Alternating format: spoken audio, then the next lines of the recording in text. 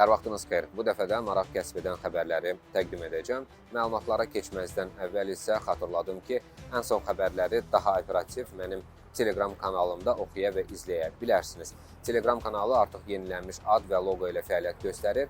zm/Novosti Azərbaycanı axtarışda məhz bu adla taparaq abunə ola bilərsiniz. Kanalın linki bu videonun təsvir hissəsində və elə şərh bölməsində də yerləşdirilib. İndi isə xəbərlər.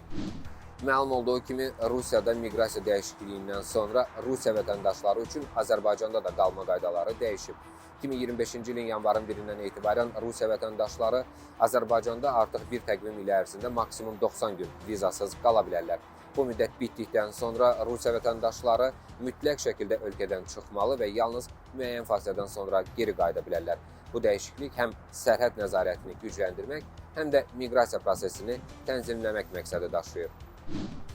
Azərbaycan vətəndaşlarının Rusiyada qalma müddətinə gəlincə isə Azərbaycan vətəndaşları da Rusiyada vizasız rejimlə yalnız 90 gün qala bilər.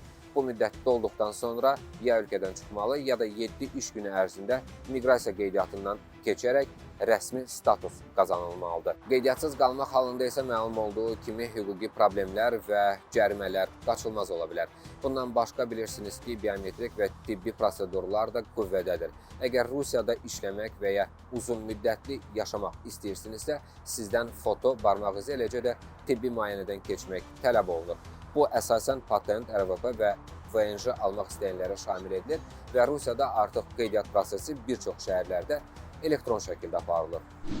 Quru sərhədlərə gəlincə, Azərbaycanın quru sərhədləri hələ də bilirsiniz ki, bağlı vəziyyətdədir. Bu qərar ilk dəfə 2020-ci ildə pandemiya səbəbilə qəbul edilmişdi və son qərara əsasən ən azı 1 iyul 2025-ci ilədək sərhədlərin açılması nəzərdə tutulmur. Hələlik giriş-çıxış yalnız hava yolu ilə mümkündür. Bununla belə, gündəmdən düşməyən bu mövzu bu günlərdə daha da aktuallaşıb. İyulun 1-də quru sərhədlərin açılması ilə bağlı suallar yaranır. Bir çoxları sərhədlərin nə zaman açılacağı ilə maraqlanır, lakin qeyd edim ki, hələlik bununla bağlı rəsmi açıqlama verilməyib. Bununla belə bir sıra millət vəkili bu məsələni şərh edir. Millət vəkili Razi Nurullayev açıqlamasında quru sərhədlərin açılmasını istədiyini və bunun vacibliyini vurğulayıb. Ümid edirəm ki, quru sərhədlər vasitəsilə gələn təhlükələrin qarşısını hüquq mühafizə orqanları qətiyyətlə ala bilər.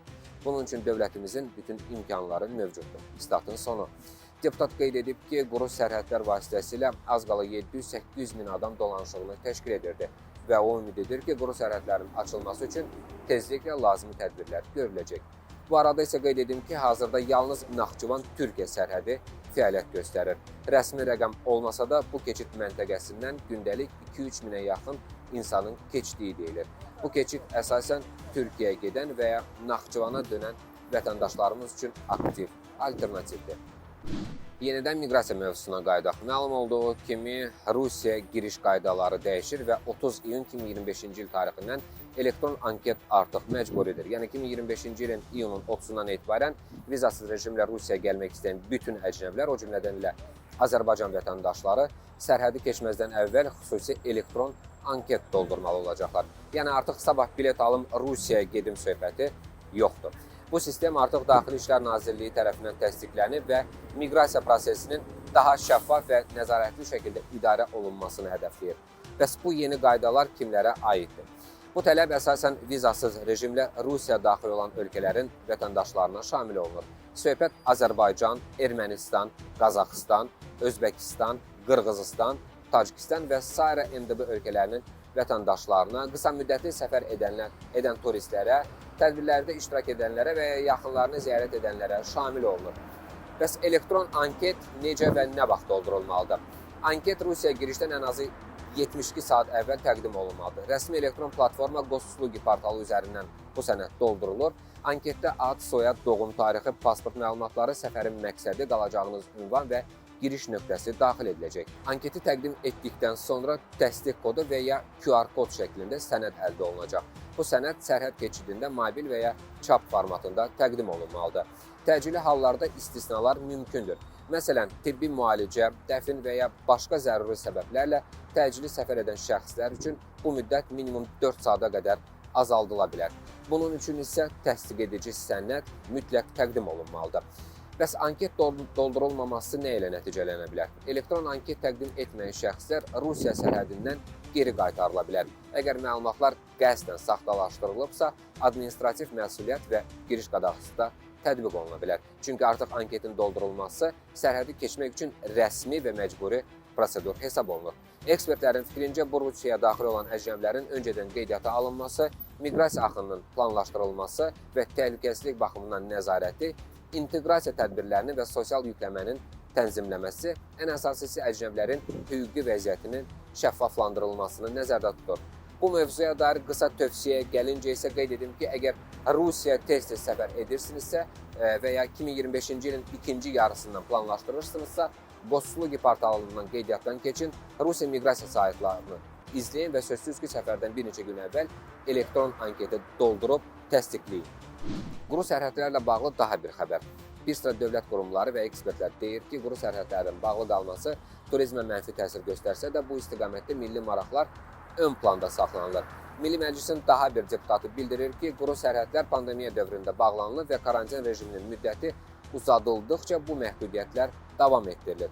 Deputat Arzuxan Əlizadənin sözlərinə görə hazırki dövrdə sərhədlərin bağlı qalması artıq birbaşa pandemiya ilə bağlı deyil, daha çox dövlət və milli təhlükəsizlik məsələləri ilə əlaqədardır. Azərbaycan elə bir geosiyasi məkanda yerləşir ki, ölkənin dövlət suverenliyi və milli təhlükəsizliyi daim xüsusi diqqət mərkəzində saxlanılmalıdır. Xüsusilə 44 günlük vətən müharibəsindən sonra regionda yaranmış yeni reallıqlar bu məsələyə yanaşmada əlavə həssaslıq tələb edir. Məhz bu səbəbdən sərhədlərin açılması ilə bağlı qərar hökumət tərəfindən ehtiyatla və təhlillər əsasında qəbul edilir və bu proses hələ də davam edir. Gözlənilir ki, iyul ayının 1-dən sonra sərhədlərin taliyi ilə bağlı növbəti rəsmi qərar veriləcək. Statın sonu. Deputat vurğulayıb ki, şübhəsiz quru sərhədlərin uzun müddət bağlı qalması bir sıra sahələrə, xüsusilə də turizm sektoruna mənfi təsir göstərir. Eyni zamanda Azərbaycan vətəndaşlarının xarici ölkələrə səyahət imkanları da məhdudlaşdırılır. Digər tərəfdən quru sərhədlərin bağlı qalması xüsusilə Gürcüstandakı Borçalı bölgəsində yaşayan soydaşlarımızın Azərbaycana gediş-gəlişini məhdudlaşdırır. Bu istiqamətdə hərəkət yalnız hava nəqliyyatı vasitəsilə mümkündür ki, bu da bir çox insanlar üçün əlçatan deyil. Eyni problem Rusiyada və digər qonşu ölkələrdə yaşayan Azərbaycan vətəndaşlarının da hərəkət imkanlarına əngəl yaradır, deyə deputat bildirib. Arzuxan Əlizadə onu da qeyd edib ki, bütün bu çətinliklər milli təhlükəsizlik məsələləri ilə müqayisədə daha az əhəmiyyət daşıyır. Dövlət təhlükəsizliyi və milli maraqları hər zaman prioritet saxlayır və bu baxımdan quru sərhədlərin bağlı qalmasını anlayışla qarşılamaq lazımdır. Əminik ki, mövcud təhdidlər minimum həddə edildikdən sonra quru sərhədlərin də açılması və ümumiyyətlə vəziyyətin normal məcraya qayıtması mümkün olacaq. Statın sonu. Belə, bir daha xatırladım ki, bu kimi xəbərləri ilk olaraq mən Telegram kanalında paylaşıram. zm/Novosti Azərbaycan adı ilə Telegram kanalda axtarıb və abunə ola bilərsiniz. Telegram kanalının linki həm bu videonun təsvir hissəsində, həm də şərhlərdə yerləşdirilir. Link vasitəsilə keçid edib abunə ola bilərsiniz. Diqqətinizə görə təşəkkür edirəm. Yenidən görüşənədək.